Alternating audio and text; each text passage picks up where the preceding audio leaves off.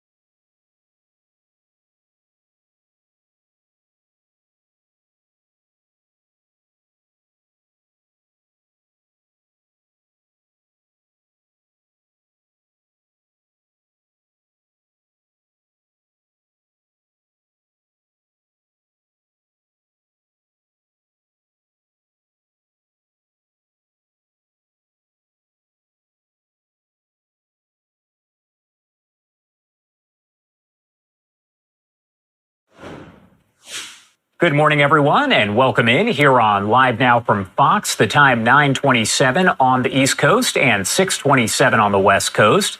My name is Josh Breslow, and I'm here for the next several hours to bring you all of your top stories and live events from across the country and across the world.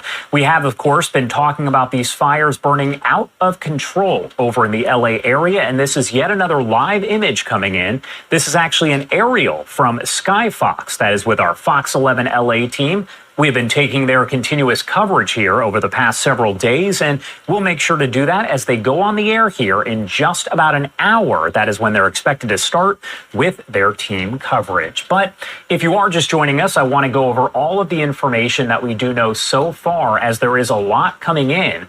There was this massive flare-up of the Palisades fire that erupted overnight, forcing a new round of mandatory evacuations and shutting down major roads in the area.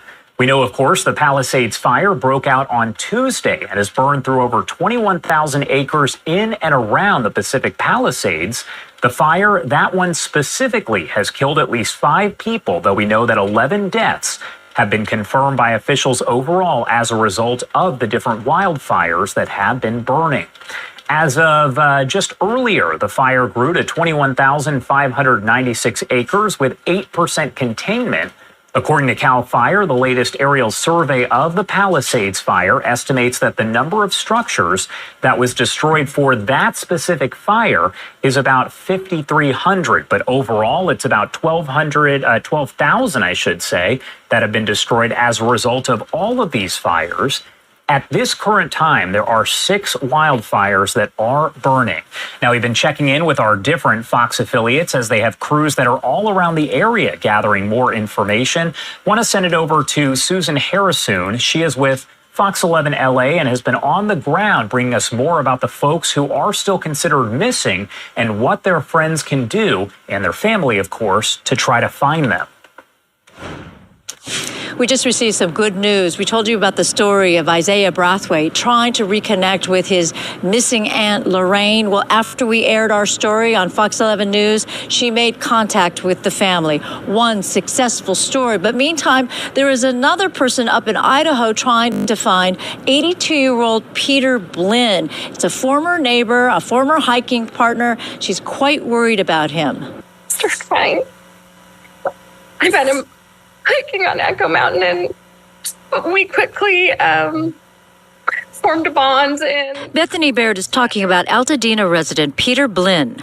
Went grocery shopping every week together, and I tried to get him to move with us, but he grew up in Altadena and didn't want to leave. She now lives out of Boise, Idaho, and is going crazy trying to find the man who was like a surrogate grandfather to her 5 children. His house burned to the ground. I have confirmation on that. He had a truck and he has left, but really shouldn't be driving. But I don't think he would leave Pasadena, La Cañada, Altadena area, would not get on a freeway. She's got her former neighbors looking for the 82-year-old with declining mental capabilities. I have a friend out right now with a backpack and a track phone with my phone number, my husband's phone number in it for him. If she finds him, she knows him also. But so I have people looking for him at the shelters. Bethany wants to remain hopeful, but Blinn is a man who mostly is known as a loner, and he has no cell phone or computer. I don't even know how he'll handle all of the finding housing without a computer, without a cell phone. Like, I will drive down there the moment I make connection and help him.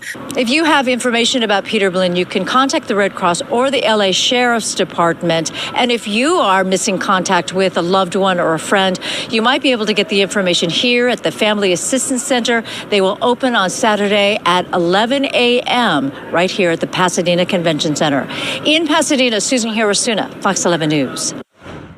Susan, thank you so much for that report there. We are following everything, every last bit of information as it does come in here on Live Now from Fox. My name is Josh Breslow, and I'm here for the next couple hours as we get that information coming in. And I do want to remind you that in just about 30 minutes, that is when CAL FIRE will join us for a live one-on-one update as they provide the latest details on those 6 fires that are still burning, including the Eaton fire and, of course, the Palisades fire. Now, our Fox 11 LA team will go on the air a little bit after that, so we'll make sure to bring you their live team coverage as it does get underway. In the meantime, on the air overnight, we did mention that those additional evacuations were put into place over in the areas of Brentwood and Encino. I do want to send you over to that announcement as it was made live on the air from Fox 11 LA.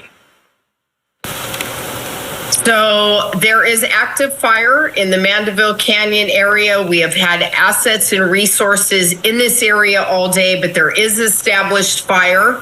And so now there are mandatory evacuation orders going into effect for everything south of Mulholland, north of Sunset, from the 405 west all the way to the ocean. So mandatory evacuations in that area. People need to get their things, their critical documents, their pets, their essential items, and begin the process of getting out. We also now have evacuation warnings going east of the 405 freeway all the way towards Stone Canyon. Folks can go to fire.ca.gov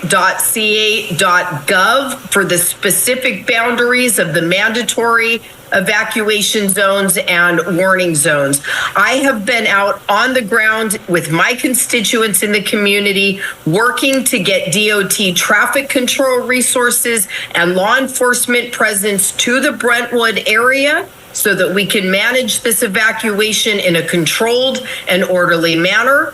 I have also actively been on the ground coordinating with our resources at the fire department to make sure that we have adequate staffing and the tools that we're going to need to protect lives and homes in the Brentwood area. But this is an active fire. We don't want to panic folks, but it is important that they gather their things and comply with all orders that are being given by fire and police authorities. This is not a drill. This is a dynamic situation. You know, our reporters are on the ground. They're getting stationed in the most impacted neighborhoods. Have you heard, Councilwoman, reports of active structures on fire?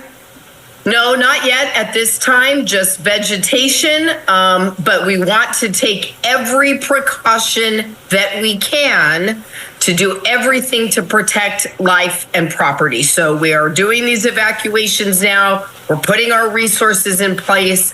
And I know that the men and women at the fire department are doing everything in their power with the resources they have to keep our community safe. What about the Getty Center? We understand that that's also under evacuation. Yes, everything west of the 405 is under evacuation. There's no way to sugarcoat what we are dealing with and what we are looking at right now. This is absolutely catastrophic, what is happening on the west side of Los Angeles. We are actively managing this fire. We are working not only with our own fire department, but the county and CAL FIRE and hundreds of resources and assets that have arrived from the state and the federal government. We have tools and resources to combat this. We want to do it in a precautionary way. We want to do it in an orderly way. But this is a widespread emergency, and I don't want folks to think that we are out of the woods yet. We're not.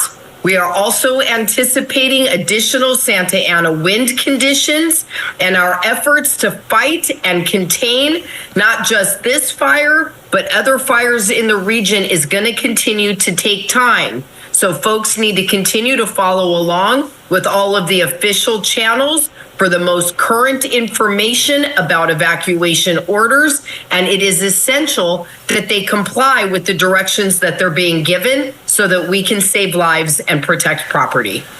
Can you talk to us about the decision to shut down the 405 freeway? As we know, that is one of the busiest freeways in the world. That, I imagine, is a decision that you don't take lightly. It is not a decision that is taken lightly, but we have got to have adequate space for staging so that we have the ability to fight this fire. There are homes and property and lives that are threatened by this, and we want to make sure that we are giving people the space and the time that they need to get out in an orderly, fashioned way. But these orders are in place and they are there for a reason. And that means pack your essential documents, your critical items, your pets, and whatever loved ones you want to take with you and get moving. Any other final thoughts you want to share with your constituents and our viewers tonight? I just want everybody to know that we are bringing every resource of our local, our county, our state, and our federal government to attack these fires. We are all working around the clock, and our primary mission is to save lives.